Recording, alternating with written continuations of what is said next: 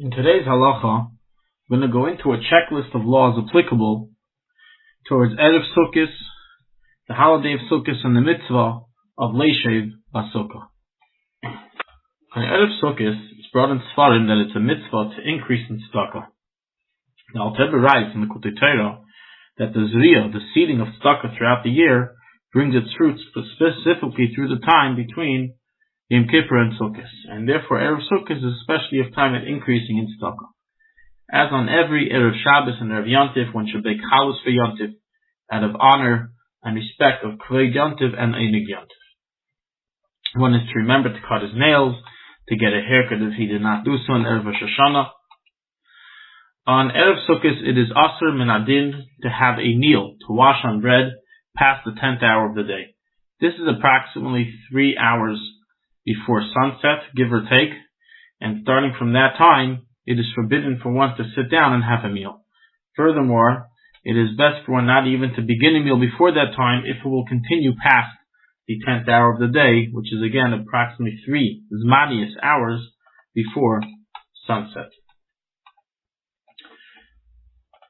This year in the diaspora, one performs Erev Tafshilin. On Erev Sukkos, in Eretz Yisrael, there is no need to perform Erev Tafshilin on Erev Sukkos this year. On Erev Sukkos, we enter into the lulav and we perform the process of binding the lulav.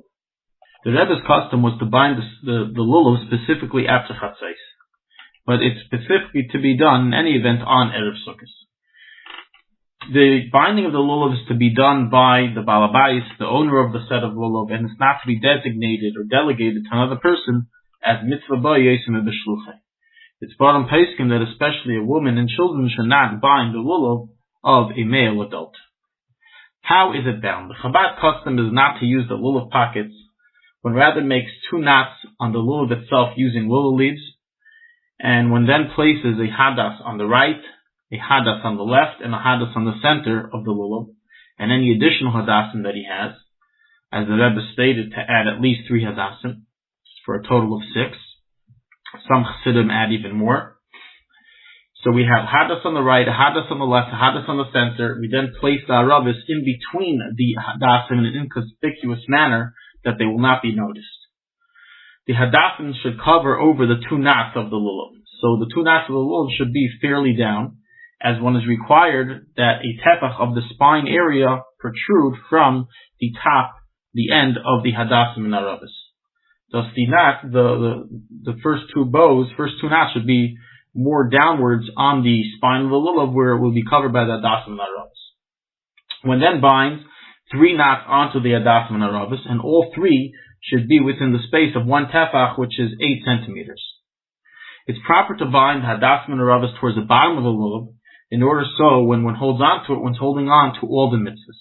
Nevertheless, if one did not do so, it still remains valid. Before one leaves the shul on Erev Sukkos, he should enter into the sukkah and verify the validity of the sukkah and confirm that everything is okay, the validity of the walls, the validity of the schach, etc., etc. Candle lighting takes place at the normal time that it is lit on Erev Shabbos, and the brach of Zahadik Neshal Yontiv and the blessing of Shechianu is recited. Men that light candles do not recite the blessing of Shechianu upon lighting the candles. The candles are to be lit preferably inside the sukkah if it is possible to arrange that there will not be a safety hazard and that the candles will not be blown out with the wind. If this is not possible, then one may light his candles inside of his house.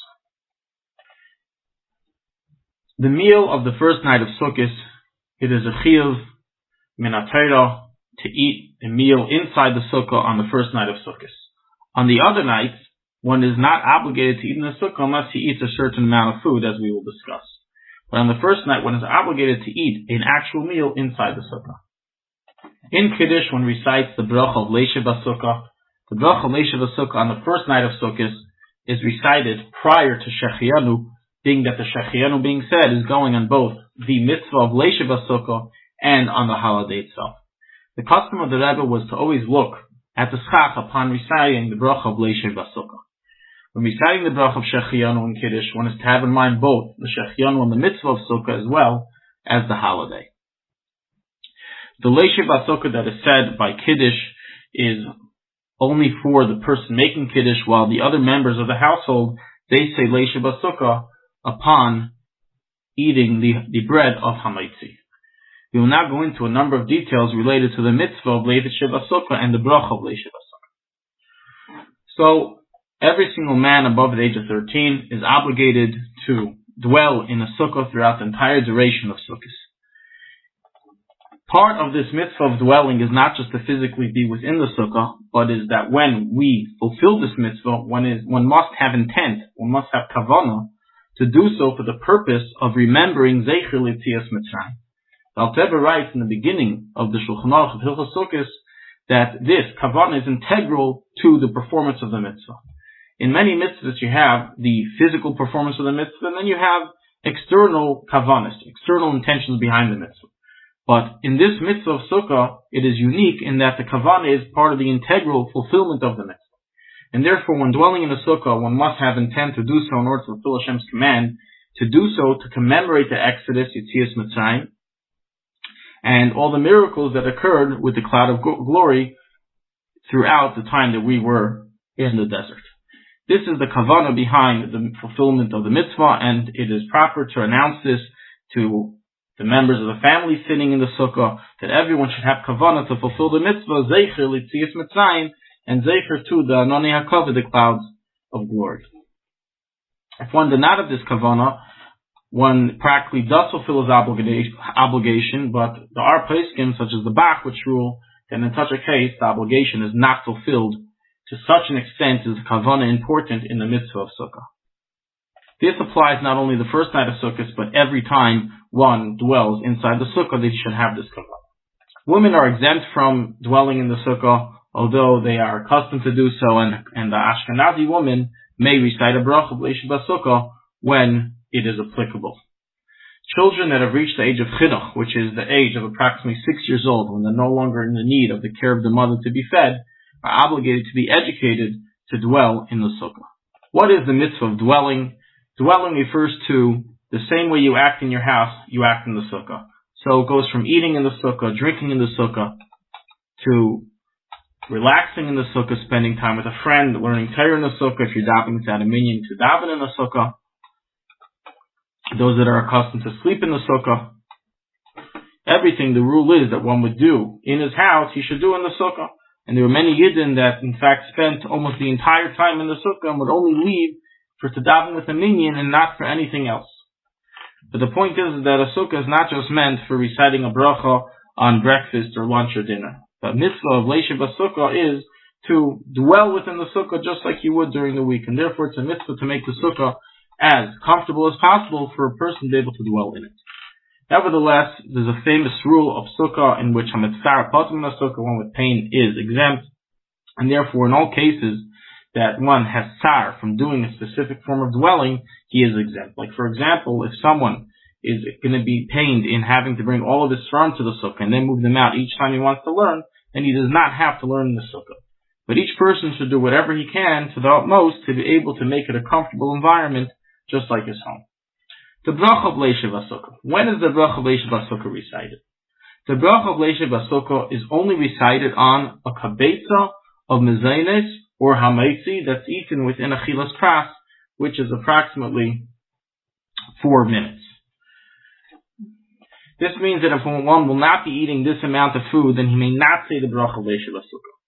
This bracha of Leishev Basukkah is said each time one eats a new snack or eats a new meal in the sukkah, even if he already said it one time that day. However, on condition that either A, the last time he had his Leishev Basukkah, he intended on leaving the sukkah and not coming back for at least 2 hours later, or he had in mind to come back, but he only came back 2 hours later. There has to be an idea called a hefsek. So if there's an interval between the previous snack or meal and the current snack or meal of 2 hours, then he has to repeat the bracha of Leishev Basukkah. Otherwise, it's all a continuation of his previous meal. We do not say the bracha of Leishev Basukkah on any other action done in the sukkah, as it is all included within the Leishev Basukkah recited over the eating. Min hadin, all other foods and drinks that do not require Leishev Basukkah do not have to be eaten and drank in a sukkah. Thus, the only the only foods that are obligated to be eaten in the sukkah are a kibetza of mezainis or hamaitzi. However, less than that amount and any amount of fruits, vegetables, meat, chicken do not minadin have to be eaten in the sukkah.